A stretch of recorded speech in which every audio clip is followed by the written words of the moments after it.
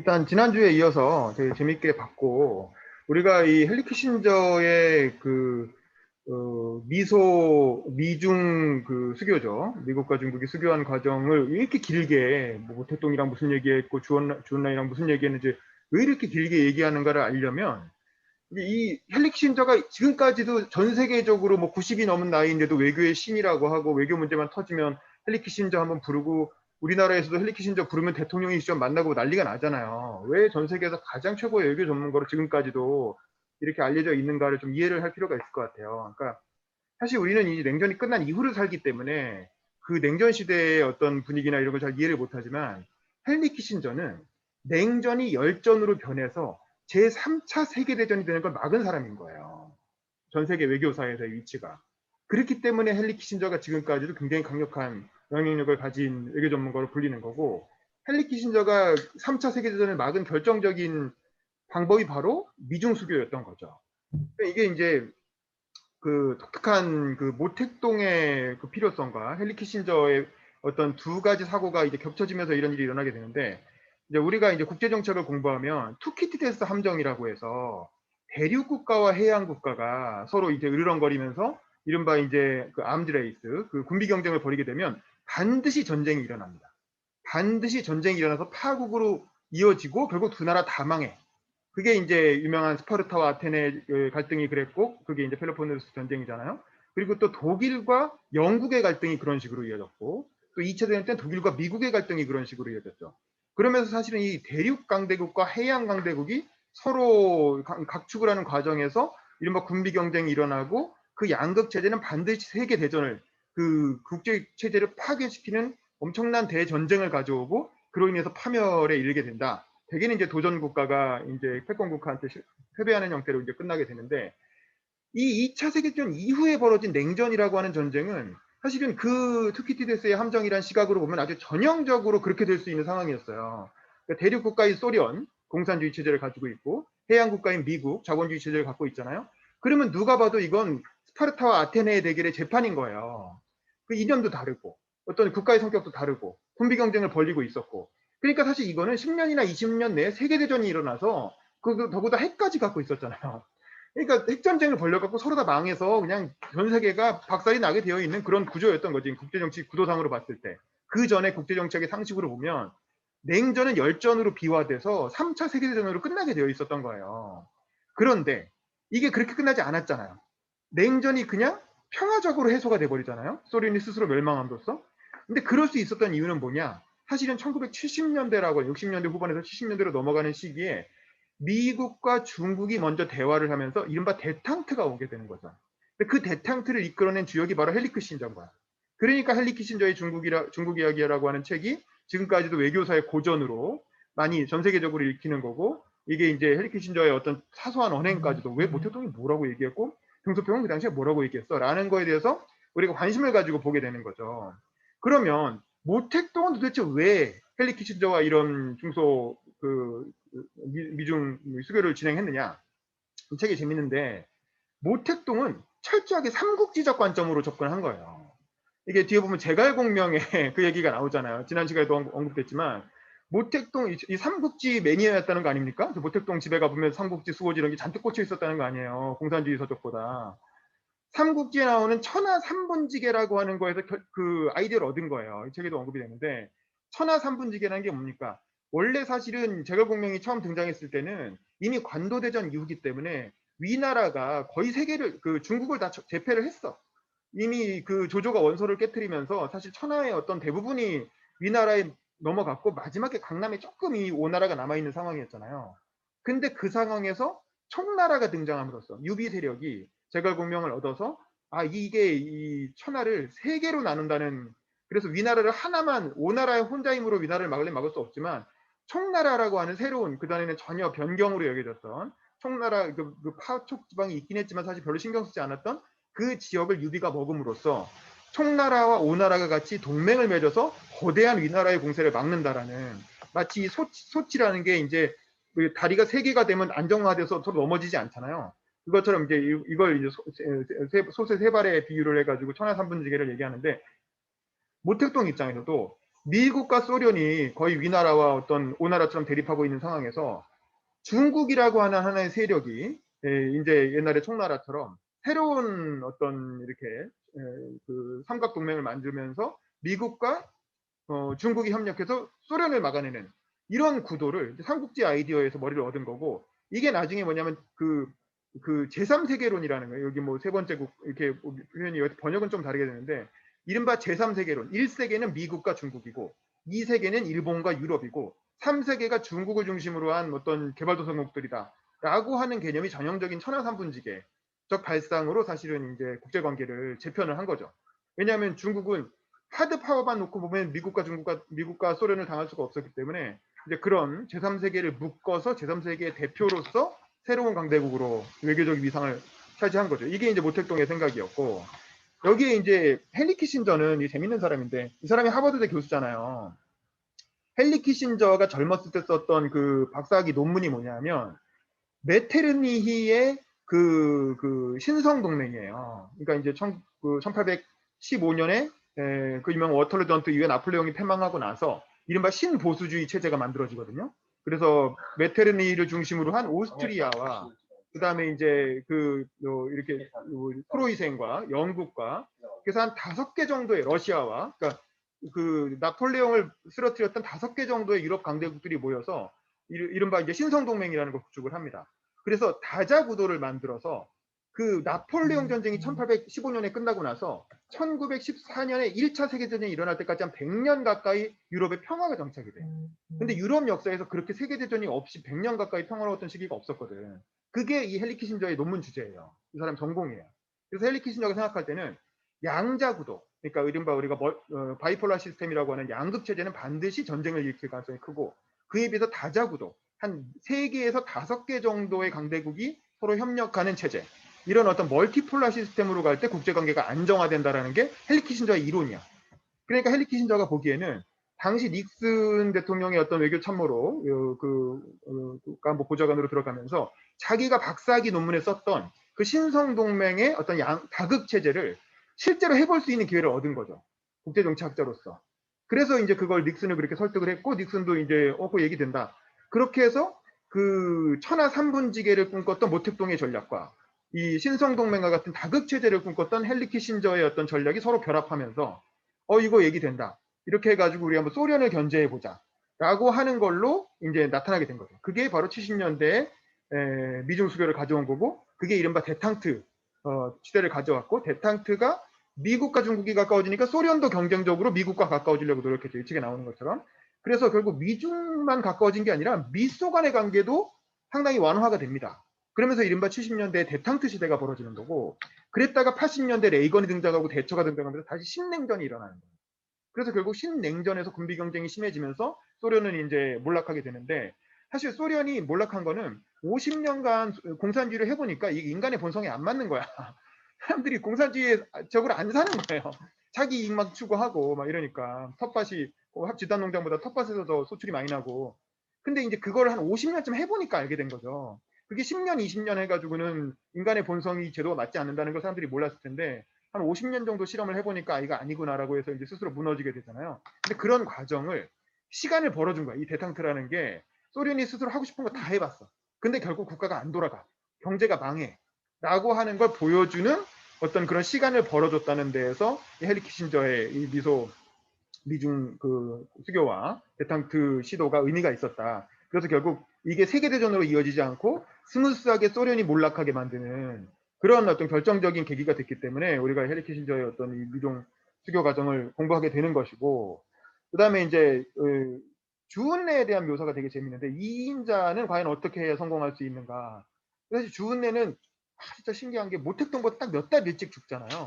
근데 모택동이 마지막까지도 주은래라고 하는 사람을 버리지 않았던 이유는 주은래가 워낙 인품도 뛰어나고 이 정치인으로서 식견도 훌륭하고 그러면서 자기에게 절대적 충성을 바치면서도 자기에게 부족한 점을 메꿔주는 인물이었기 때문에, 다른 이인자들은 다 뭐 림바오니 무슨 팽덕회니 뭐 유명한 공산주의 혁명 동지들을 다 숙청했지만 주은래만은 끝까지 버리지 않고 데리고 갔던 이유는 그 이인자의 어떤 독특한 처세법이 있었다. 그러니까 우리나라로 치면 김종필인 거죠. 아니면은 노태우 같은 사람인 거죠. 김윤철, 허주 뭐 이런 사람인 거죠. 김윤한. 그래서 어쨌든 뛰어난 인물이고 중국에서 지금도 되게 존경받는 총리고, 그래서 주은래에 대해서는 뭐 아마 우리가 다음에 등소평 편전을 볼 때 그때도 다시 나올 것 같은데 한번 관심을 가지고 공부해 볼 만한 되게 훌륭한 정치인인 것 같고, 저는 마지막으로 모택동과 그 등소평의 관계에 대해서 좀 얘기를 하고 싶은데, 사실은 등소평은 모택동 때문에 엄청 고생을 많이 했거든요. 두 번이나 숙청당한 게 다 모택동한테 숙청당한 거잖아요. 그래서 죽을 고생을 하고, 뭐 여기 보지만 본인이 6, 7년을 공장에서 이렇게 노동을 했을 뿐만 아니라 아들은 그 홍위병한테 이렇게 테러를 당해가지고 옥상에서 떨어져서 반신불수가 됐다는 거 아닙니까? 그럼 이쯤 되면 이거는 철천지 원수 수준이거든요, 사실은. 그런데도 불구하고 모택동에 대해서 끝까지 어떻게 평가했냐면 07과삼이라고 평가를 했다는 거예요. 여기 이 책에서는 뭐 70%, 30% 이렇게 표현했지만 우리가 한자 어민화권에서는 이막 07과삼이라고 하잖아요. 그래도 공이 70%고 과가 30%라는 거죠. 그렇기 때문에 웬만한 그 대부분 그 모택동의 공적을 인정하면서도 과 30%에 대해서는 비판할 수 있는 여지를 남겨놓은 거죠. 그걸 통해서 모택동을 창조적으로 승계할 수 있었던 건데, 그 표현은 재밌게도 원래는 모택동이 스탈린에 대해서 쓴 표현이라는 거예요. 그 표현을 그대로 가지고 와서 모택동을 평가했기 때문에 그걸 어떻게 부정할 수가 없는, 모택동 스스로가 스탈린을 07과삼이라고 했기 때문에 그 표현을 그대로 가져와서 모택동도 07과삼이다 라고 얘기를 했고, 그래서 사실 스무스하게 모택동의 어떤 정통성을 이어받으면서도 자기의 어떤 새로운 정책 방향을 모택동 노선 속에서 관찰할 수 있었다라는 거죠. 그게 또 등소평의 대단한 정치력인데, 사실 우리나라는 산업화 세대와 민주화 세대가 번갈아 집권하면서 전 대통령들 혹은 전 정부를 다 그냥 무조건 부정하고 100%다 부정하고 완전히 새로운 기반 위에서 새로 시작하려고 하는 경향이 계속 있어 왔잖아요. 새로운 정부가 시작할 때마다 이전 정부는 다 쓸어버리고 뭐 제2의 건국이니 무슨 뭐 시장국 창조니 뭐 요즘 또 문재인 정부에서는 적폐청산이니 하면서 이전 세대를 다 부정하면서 항상 새로운 기초를 만들려고 시도를 하는, 자기가 새로운 건국의 아버지인 것처럼 그렇게 시작을 하는데, 사실은 그런 면에서 보면 되게 아쉽다. 사실 07과삼의 정신으로 이전 정부가 잘한 거는 승계하고 잘못한 거를 고쳐나가는 방식으로 그래야 국가가 사실은 그 누적적으로 발전을 할 텐데, 너무 이전 정부의 어떤 그렇게 폐해만 강조하는 그런 관행이 정권마다 계속 이어지고 있는 게 아닌가. 뭐 그런 거는 뭐 사실 보수 정권도 마찬가지. 노무현 정부 때 노무현 애니띵 번 노무현 그래갖고 노무현 정부에 했던 걸 다 부정하려고 했고, 또 현 정부는 적폐청산이라고 해서 또 이명박근혜 정부 10년을 다 부정하고 있고, 뭐 이런 것들은 좀 우리가 뭐 좀 이렇게, 왜냐하면 그 등소평은 자기를 두 번이나 숙청했던 원수인 모택동을 70%는 인정을 했는데, 근데 사실 우리는 그런 면에서는 너무 좀 각박한 거 아닌가. 근데 이 개인적으로 각박한 게 문제가 아니라 그럼으로써 국가가 많은 걸 잃어버린다는 거죠. 발전의 어떤 점진적 발전의 기회를 많이 잃어버리고 있는 것 같아서 그건 좀 아쉽다. 뭐 그런 생각이 들어서 그거는 좀 우리가 중국으로부터 배울 필요가 있지 않나 싶은데, 자세한 건 또 모택동 평전, 등소평 평전을 또 나중에 다루게 된다니까 그때 기회가 되면 또 논의해 보는 걸로 하시죠. 제 얘기는 이 정도로 하고 우리 읽으신 분들 그 소감을 또 듣는 시간을 가지겠습니다. 우리 민지홍 비서님부터 먼저 간단하게 소감 얘기해 주시죠. 음소거 키시고. 아니 저부터 안 할 줄 알았는데 네. 아무튼 들리시죠? 네네, 잘 들립니다. 네. 일단은 저도 등소평이 등소평이 모택동을 부정하지 않고 그 되게 그 모택동의 어휘 등을 잘 활용해가지고 정권을 찾아오는 과정들이 참 신기하게 봤고요.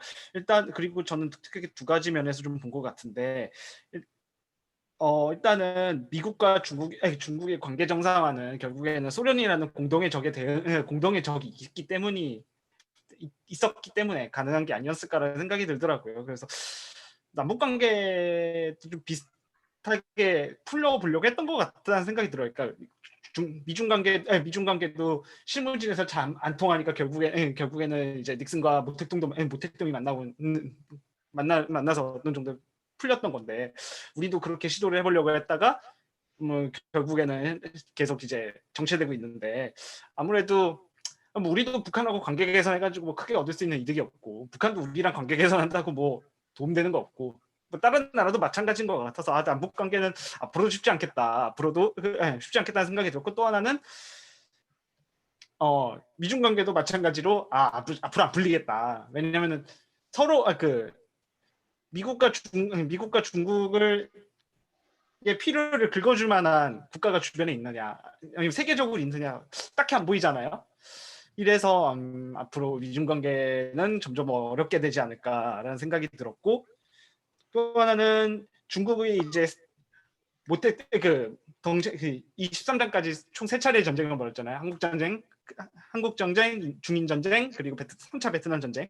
이 3차례 전쟁을 벌이면서 진짜 막대한 인명 피해를 얻었는데도 나름대로 속이 성과는 거둔 게 참 신기하고, 그 과정들 자체에서 어떻게 상대를 완전하게 굴복시켜가지고 넉다운 시키는 게 아니라 그 내부적으로 설정해놓은 목표에 맞춰가지고 적당하게 실리는 챙기고 상대는 적당히 위협을 하면서 자신의 존재감을 올리는, 대국만 할 수, 이게 대국이라서 이런 게 가능한 건지 모르겠는데, 참 당시에 중국이 뭐가 없었던 시절인데도 뭐 이렇게 전쟁하는 것뿐만 아니라, 책에서는 이제 3차례 전쟁 얘기가 나는데, 그 전쟁 이외에도 뭐 대외 원조를 아프리카에 대외 원조를 한다든지, 혹시 세계를 경영해본 경험이 있었던 나라라 그런지 모르겠지만, 그 있을 때나 없을 때나 움직이는 스케일이 참 다르구나라는 생각이 좀 들었습니다. 그리고 저는 좀 이따가 링크로 하나 올릴 건데, 중인 전쟁에 대해서 최근에 YTN에서 만든 컨텐츠가 하나 있어가지고 링크 하나 올려놓도록 하겠습니다. 이상입니다. 그 뉴스멘터리 전쟁과 사람 그거 말하는 거군요. 맞아요. 저도 재밌게 봤었습니다. 그 중인 전쟁의 다른 컨텐츠가 아마 그거 말고 없는 것 같은데요. 네. 잘했죠. 그다음에 김선영 변호사님 소감 보고 질문. 김선영 변호사님 음소거 키시고 말씀해 주시면 됩니다. 예, 언제나처럼 책 읽기가 쉽지가 않았고요.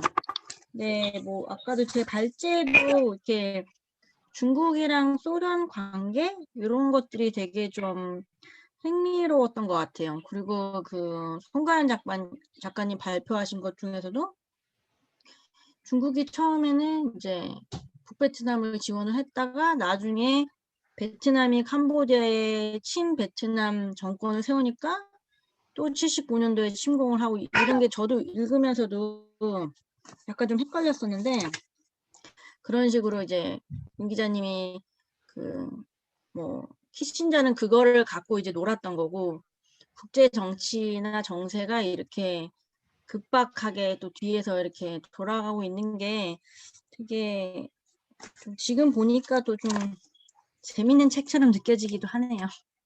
아무튼 아직도 다 못 읽었는데 네, 열심히 읽고 있습니다.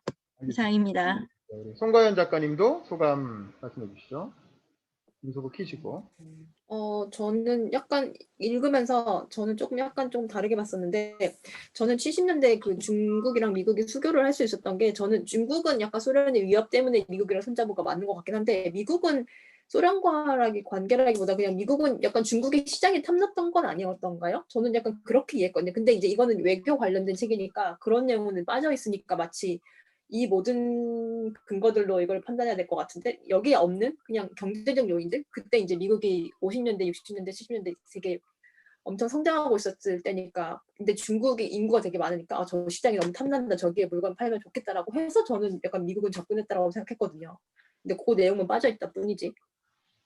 저는 그렇게 생각했고, 저는 등소평이 마오를 좋게 평가한 게 아까 뭐 7대3 이렇게 말씀하신 게 실제로 좋게 평가해서 좋게 평가한 게 아니라 좋게 평가할 수밖에 없었던 분위기였기 때문에 어쩔 수 없이 그렇게 안 하면 뭐 그 마오에 대한 그 국민적인 그런 분위기가 있으니까 어쩔 수 없이 전 좋게 평가했다라고 생각을 하는 게, 만약에 정말 마오를 좋게 평가했으면 이 허거평도 좋게 평가해야 되는 거예요. 허거평이 심지어 아까 그 두 개의 범시, 허거평이 더 마오에 대해서 조금 더 가깝다 그래야 되나? 더 좋게 평가를 했었죠. 그러니까 이제 만약에 정말 마오를 좋게 평가했더라면 그 화거평에 대해서도 좋게 평가를 했어야 되는 건데, 화거평은 또 빼버리고 자기 말만 맞다라고 하는 거 보면 약간 등소평이 그냥 마오를 좋게 평가할 수밖에 없었던 분위기였기 때문에 마오를 이렇게 평가하는 게 아닌가 싶었고, 저는 이번에 이제 저번 주에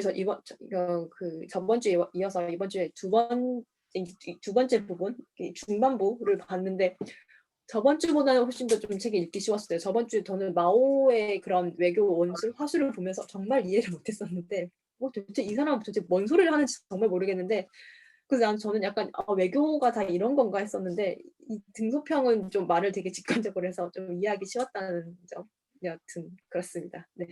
네, 우리 김범수 씨도 오셨는데 뭐 일단 소감. 아우, 제가 있을 자리가 맞나 싶을 정도로 네, 깊은 생각들 잘 들었고요. 한번 책을 아직 오늘은 못 읽어서 참가를 못했는데 다음번에는 꼭 한번 남은 부분까지 읽어서 참여할 수 있었으면 좋겠다는 생각을 했습니다. 감사합니다. 우리 일주일간 다 읽으셔야 됩니다. 한 700편 네. 되는데요. 기대하겠고요. 서울대 입학할 정도니까 이 정도는 뭐 일주일이면 다 읽겠죠. 우리 김빈 행정관님 오셨는데 오늘 들으신 소감 어떠신지 말씀해 주시죠. 제가 이 책을 어제 샀어요. 네네. 어제 참가하기로 이제 결정을 하면서 바로 그거에 남은 한 권을 이제 싸가지고 딱 들었는데 되게 두꺼운 거예요. 그래서 읽지 못하겠구나. 하루에 끝낼 수 있는 양이 아니다. 그래서 표지만 잘 보고 왔어요. 근데 왔는데 워낙 발제들을 잘 해주시고 또 지금 뭐 소감이라고 하셨지만 지금 그 정치 외교사 강의를 윤범기 기자님이 잘 해주셔가지고 본격적으로 좀 읽으면 재밌겠다 이런 생각을 했고 이게 그러니까 정치와 외교가 뗄래야 뗄 수 없기 때문에 제가 이제 이 정치라는 세계를 이해하게 되면서 역사를 반드시 알아가야 된다는 생각을 5년째 하고 있는데 열심히 할 기회는 좀 없었던 것 같아서 지금 반성을 하고 있는데요. 좀 두껍지만 저도 열심히 한번 더 읽어서 다음에는 뭐 이런 의견을 교환할 수 있는 힘이 됐으면 좋겠습니다. 잘 들었습니다. 감사합니다. 네, 그다음에 우리 오미정 전 기자님 오셨는데 오랜만에 오셨으니까 본인 소개 좀 해주시고. 안녕하세요. 기자 생활을 했었다가 지금은 뛰고 있는 오미정이라고 합니다. 저도 좀 급하게 책이 참여하게 되느라 촉촉하게 마련하지 못한 상태라서 너무 죄송하고요. 하지만 지금 잘 읽은 거 너무 잘 들었습니다. 수업 때도 오랜만에 그 인간미에 대한 얘기해 주셔서 잘 들었고요. 저도 지금 행정관님처럼 조금 더 다음 주까지 열심히 공부를 해와서 불가능합니다. 네, 나름의 느낌적으로 몇 챕터 읽으면 될 것 같아요. 그래서 수비를 여기 계신 분들 다 들으셨으니까 조심스럽게 약속 드려보겠습니다. 네, 우리 마지막으로 소영천 보좌관님 얘기 듣고 마치도록 하겠습니다. 이거 고해성사 비슷하게 약간 좀 강대한 얘기여가지고 그런 게 있는 것 같아서 우리가 헨리 키신저의 맥락이나 어떤 그 미국과 중국의 대탕트와 관련된 거는 그러니까 이제 윤범 기자님 워낙 잘 말씀을 해주셔가지고 그거는 그것도 하면 될 것 같고 이 책이 좀 약간 이제 안 읽은 분들도 있고 발제 때문에 이제 이 부분만 읽은 분도 있고 오늘 막 이제 전체 약간 이해가 없는 상태에서 발제를 드리면 이게 무슨 말인지 잘 안 다가올 수 있어가지고 오늘 발제한 거를 발제하는 시간 잠깐 가질게요. 그냥 사건만 한번 나중에 타이핑으로 정리해서 올릴게요. 우리 카톡에다가. 이 아까 전에 지금 우리가 7장부터 해서 이제 그 위기의 10년이라는 것부터 해서 뭐냐면 1949년도에 중국 공산당이 만들어지고 1950년에 한국 전쟁을 하고 1953년 한국 전쟁이 끝나는 거죠. 근데 이번에 나온 건 뭐냐면 그러니까 오늘 책에 나온 주요 사건을 적어보니까 9가지 사건이 있어요. 첫 번째 대약진 운동이 있었어요. 그래서 이 책에 의하면 2천만 명이 아사를 했어요. 그리고 그거는 1959년부터 62년 사이에 있었던 사건이고 그 다음에 이제 62년도에 중국과 인도가 전쟁을 해요. 그 국경선 분쟁을 가지고 1962년도 있었던 일이에요. 그 다음에 이제 1965년부터 76년 사이에 그리고 이제 아까 말한 리틀 레드북이라는 못됐던 어록이 1964년에 처음으로 등장을 했고 그래서 이제 대략 한 65년부터 모택동이 죽던 76년 사이가 문화대혁명 기간이었다는 걸로 염두에 두면 되고 근데 또 한편으로 되게 책에 보면은 1960 그 몇 년도에 홍위병을 정식으로 이제 해체를 하는 게 나와요.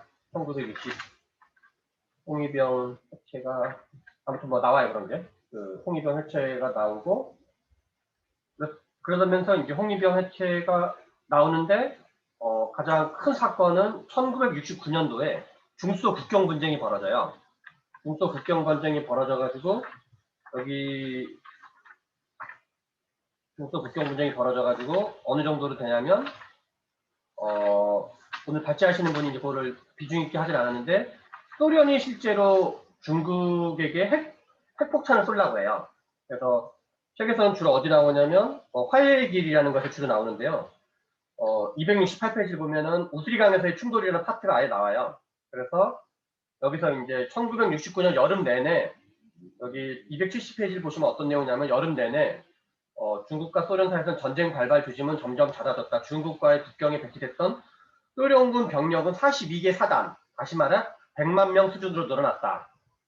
그리고 그래서 실제로 그 당시 모택동이 주울레 한 명만 남겨놓고 모든 공산당 핵심 간부를 다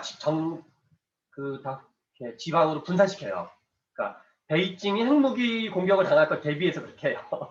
베이징이 북경이 소련의 핵무기를 받을 걸 대비해서 그렇게 하고, 그 다음에 근데 그 소식을 그 헬리 키신저가 어떻게 알게 되냐면, 헬리 키신저가 미국에 있는데 자기 방으로 자꾸만 소련의 그 외교관이 와가지고, 야 우리 저기 뭐 소련 미국에다 중국에다 핵을 쏠라 그러는데 우리가 중국에 핵을 쏘면 미국 너네는 입장이 뭐냐?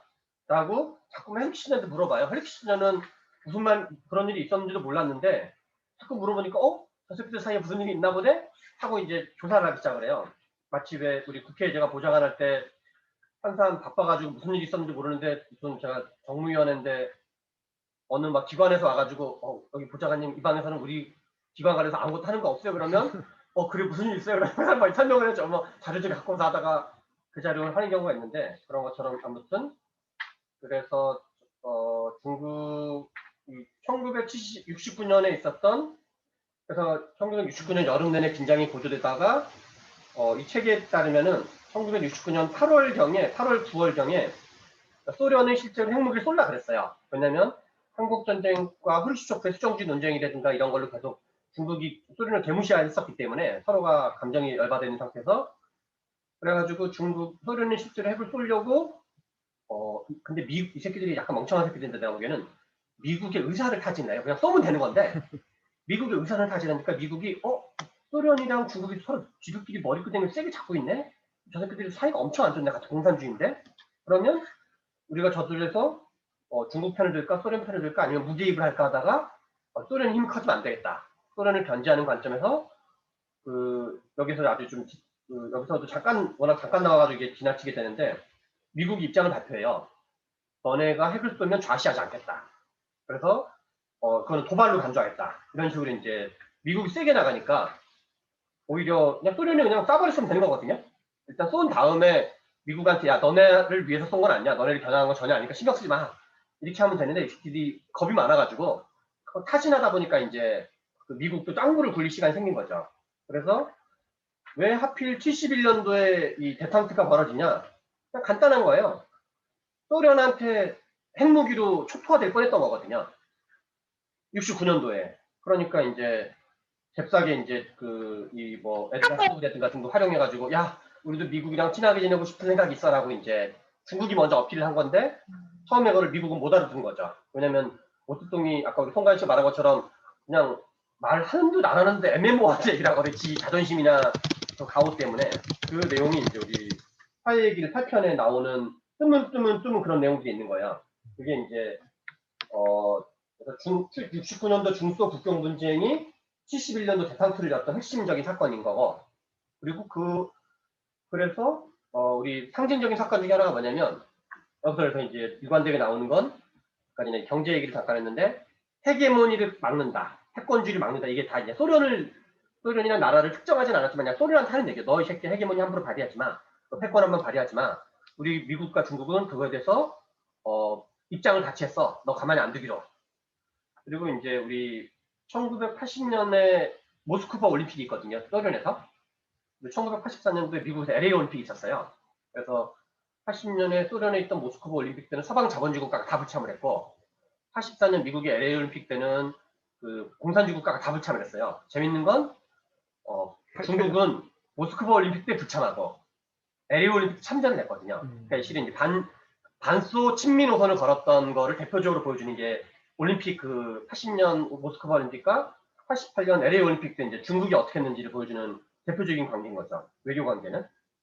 그래서 근데 다만 이제 실제로 뭔가 환경이나 배경적인 조건이 된다 해서 일이 다 성사되는 건 아닌데 그 일이 성사되게 된 건 아까 전에 윤범 기자님 다 설명했던 것처럼 헨리 키신저가 그런 마인드가 있고 그거를 그 촉을 가지고 뭐를 캐치를 한 거죠.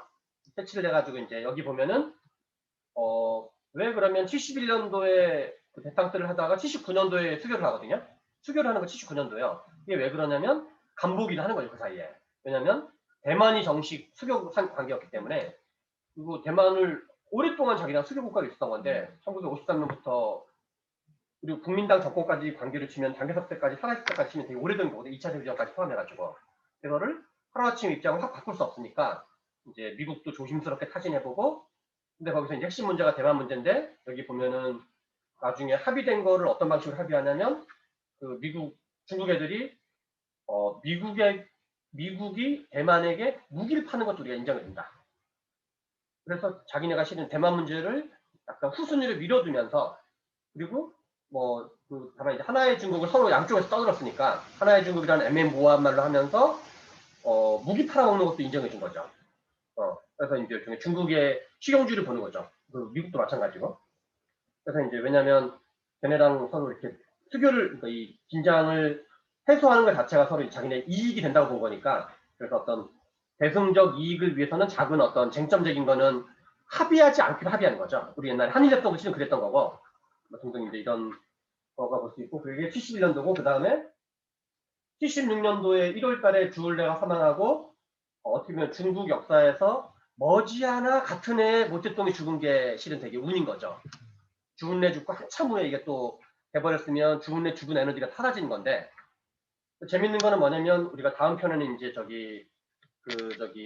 천안문 사건도 우리가 다루게 되는데 1976년도 1월 달에 주울레가 죽은 다음에 사실상 이제 학생운동이 막 공기를 하게 되는 거예요. 그 주울레의 추모를 빌미로 공기를 하는 거예요. 왜냐하면 공산주의 국가에서 이 표현의 자유나 집회 시위의 자유가 보장되지 않은 상태에서 근데 이게 누군가의 죽음을 추모한다 그러니까 명분이 된 거거든요. 그래서 이게 실은 개혁개방에 대한 대중적 열기를 보여주는 하나의 어떤 모멘텀이 되는 거예요. 그래서 주울레가 죽었을 때 주울레를 추모하는 거가 있고 사인방이라든가 문화대혁명 주도 세력에 대해서 중국 인민들이 주울레를 추모하면서 옛날 고사성어 시 같은 걸 인용하면서 이 사인방 개새끼들 이렇게 하는 거거든요. 실제로는. 그래서 어떤 민심이 확인되는 거죠. 근데 그게 무슨 일이 그래서 이제 근데 그러고 이제 그 등소평도 그 에너지를 나중에 타고 넘어가면서 계속 노선투쟁을 하는 건데 등소평이 하는 건 뭐냐면 이 사람이 이 책에 어떤 내용이 나오냐면 문화대혁명 때 등소평이 완전히 죽지 않은 여러 가지 이유 중에 하나가 이 사람이 통으로 다 암기했다는 거예요. 문장을 우리 지금 이 650페이지라 치면 1페이지부터 650페이지를 다 암기했대요. 그리고 심지어는 거꾸로도 암기할 수 있었대요. 그래서 쓴 글이 안 나와 있대요. 그러니까 등소평을 사인방이 죽이려고 그랬는데 기록물이 없는 거야, 기록물이. 그래서 모든 발언을 암기한 걸로 다 얘기하는 거예요, 이 사람은. 그래서 뭐 마오쩌둥이 언제 어디서 이런 발언을 했다, 누가 뭐 언제 어디서 이런 발언을 했다, 언제 어디서 누가 이런 발언을 했다는 거 통으로 다 암기하고 있는 게 사람이. 정말 암기의 달인인 건데 그래서 모택동의 어록을 활용해서 모택동 노선을 공격하는 거죠. 이게 이제 실은 되게 재밌는 거죠. 그리고 이제 저는 뭐 길게 할 얘기는 아니지만 세계 사회민주주의 운동사에서 스웨덴 3인당은 막스주의를 투정하는 걸 성공을 하고 독일 3인당은 실패했는데 독일 3인당에 노선투쟁을 했던 사람은 베른슈타인이라는 사람인데 막스주의가 틀렸다 그러면서 대화를 시작을 하고 그러니까 저항을 불러일으킨데 스웨덴 3인당의 닐스 칼렙이라는 사람은 마르크스가 옳았다. 근데 해석을 제대로 해야 된다. 이런 식으로 노선투쟁을 했어요. 그때는 이런 맥락에서 얘기한 거고 지금은 이런 맥락으로 그 맥락을 적용하면 이렇다. 그래서 이제 어떤 그 영린을 건드리지 않으면서 우리나라로 치면 지금 한국민주당으로 치면 김대중이 옳았다, 노무현이 옳았다고 얘기하면서 김대중과 노무현의 우파적인 발언을 쫙 끄집어내서 노선투쟁을 해야 되는 거죠, 일종의. 노선투쟁을 한다고 치면. 그래서 이제 김대중 어록, 노무현 어록 같은 거 다 암기할 필요가 있는 거죠. 우리 마오쩌둥이 했던 것처럼. 아무튼 뭐 그런 거고.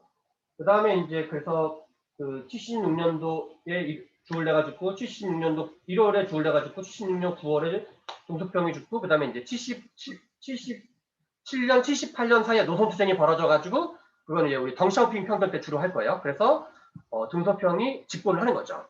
그리고 등소평이 집권하는 게 가장 중요한 계기가 된 거는 등소평이 항일운동의 핵심적인 멤버 중 한 명이었기 때문에 그때 어떤 그 전략 전술에 뛰어난 역량을 발휘했다는 거거든요. 그 무장 투쟁 시기에. 그래서 등수평의 핵심 지지 기반이 공산당 중에서 군대였다는 거예요. 군대. 중국군이 가장 군이 파워가 센 건데 중국은 당정청 지도자가 따로 있거든요. 그러니까 이제 당정청이 당정군. 그래서 당 대표, 뭐 정부 대표가 주석인 거고 뭐 군사중앙위원회 위원장 이 세 개를 다 먹어야지 실은 이제 실권을 다 먹는 건데 계속 이제 그 군 쪽에서 계속 등소평을 살려준 거고 실각당했을 때도 등소평이 그 사인방 새끼들이 죽이려는 걸 몰래 빼돌렸다는 거예요. 군에서 그 사인방이 못 죽이도록. 그래서 이제 계속 그 등소평이 안 죽었던 여러 가지 이유 중에 하나가 이제 그 군이 계속 혹시라도 쟤네가 죽여버릴까봐 계속 이제 챙겨준 거죠. 나중에도 이제 군 등소평이 집권하는 과정에도 군 원로들이 지원했다는 거거든요. 야 등소평이 옳다.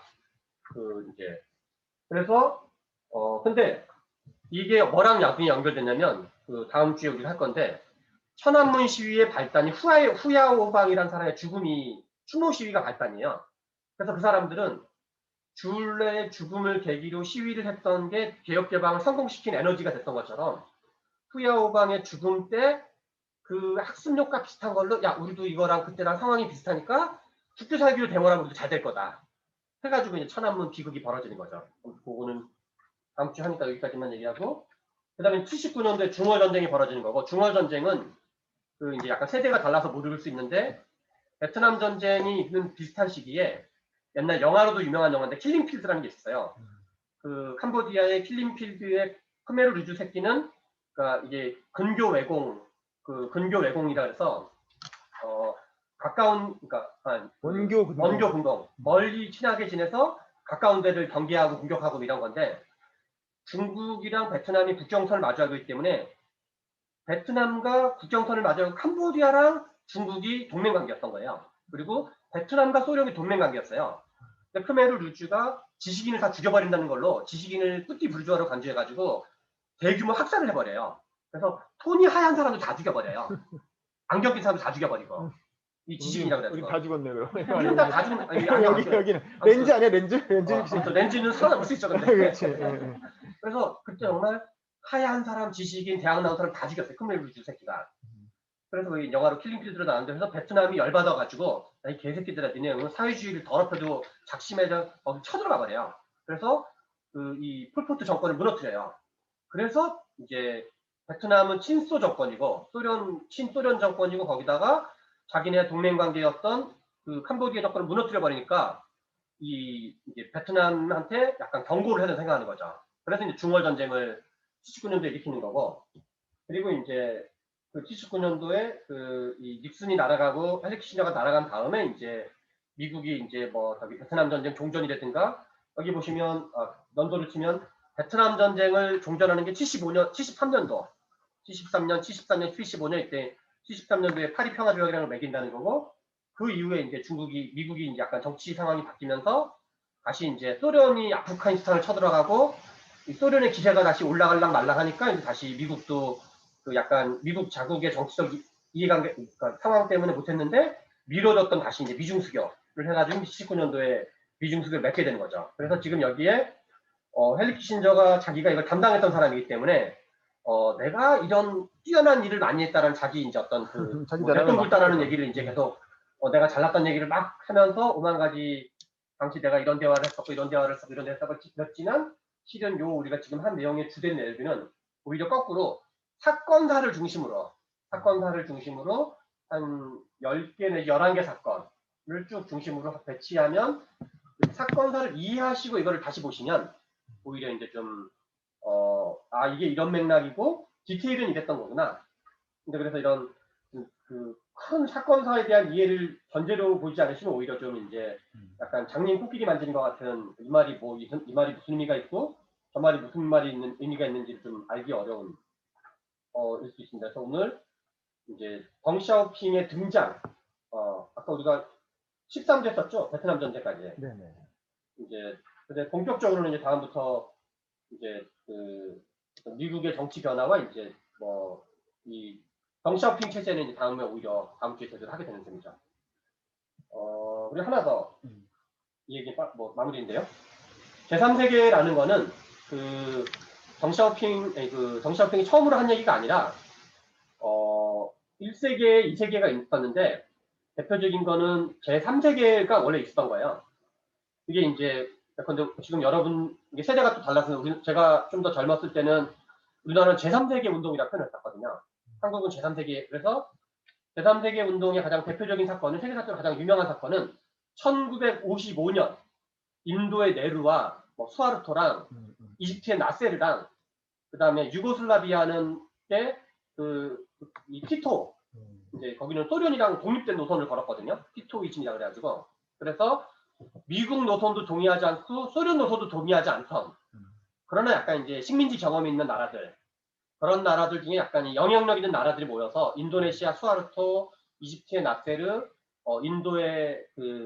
인도의 저기 그다음에 저기 알제리, 리비아, 카다피 이런 사람이 모여가지고 우리는 미국과 소련이 지들끼리 다 헤쳐먹는 걸로 하지만 우리는 제3세력을 형성해서 우리는 또 식민지 경험이 있었고 등등 우리는 패권주의 국가인데 우리가 힘을 모아서 우리는 독자적인 목소리를 내겠다 하면서 그게 반둥 회의라 그래요. 반둥에서 열린 회의라 해서 인도네시아 반둥인가 말레이시아 반둥인가 그럴 텐데 그래서 1955년을 보통 이제 제3세계 운동을 시작으로 간주하는 거고 그래서 그런 세계사적 흐름을 알았던 덩샤오핑이 이제 1세기, 2세기, 3세기 해가지고 그래서 나중에 주울레가 거기 대신 참석해가지고 거기 이 제3세계 반둥회의, 반둥은 장소, 제3세계 운동이 있었던 거고 비동맹이라고 그래요. 정확하게는 비동맹 운동이라고 표현하는데 비동맹 회의에서 주울레가 연설도 하고 이제 등등 막 하는 거죠. 그런 거는. 그래서 이제 중국도 거기에 가담을 하는 거죠. 근데 이제 중국과 인도가 덩치가 워낙 큰 나라고 인도는 나라가 민족과 종교로 다 갈갈이 찢어져 있는데 이제 중국이 워낙 덩치가 크기 때문에 제3세력으로서 의미가 있었던 거죠. 약간 캐스팅 보트 역할을 실제로 하기도 하고 또 한쪽으로는 자기네도 이제 다 거기 휘둘리기도 하고 어떤 데는 미국이랑 편먹고 어떤 데는 소련이 다시 편먹고 그래서 결과적으로 비동맹 운동은 실패하는데 근데 이제 그런 한 20년에 걸쳤던 비동맹 운동의 역사가 있었다. 한 50년대 중반부터 70년대 중반 사이까지 장입니다. 네, 우리 사진 찍고 마무리하겠습니다. 책 좀 잠깐 들어주세요. 화면에 보이게. 책 들어서 보여주시고.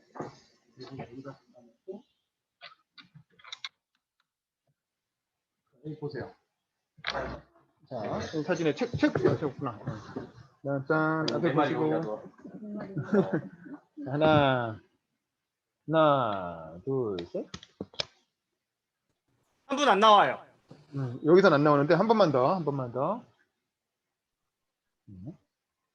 하나, 둘, 셋. 된 것 같아요. 자, 고생하셨습니다. 다음 주에 또 뵐게요. 빠이빠이. 안녕.